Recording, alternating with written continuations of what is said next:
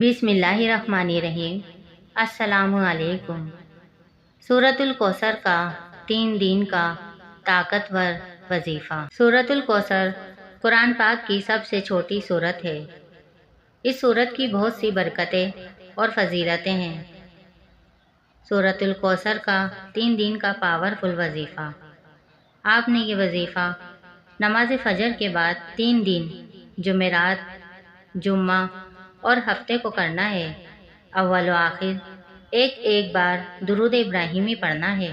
اس وظیفے سے 3 دن کے اندر انشاءاللہ آپ کی ہر جائز خواہش پوری ہوگی، چاہے وہ رزق کی تنگی ہو یا نوکری کا نہ ہونا ہو یا آپ کو فوری رقم کی ضرورت ہو۔ کوئی بھی مقصد ہو آپ کا، وہ اس وظیفے کے ذریعے آپ کا مقصد پورا ہوگا۔ انشاءاللہ 3 دن کے اندر آپ کا ہر جائز مقصد پورا ہوگا۔ اس وظیفے سے 3 دن کے اندر آپ کی ہر جائز خواہش پوری ہوگی۔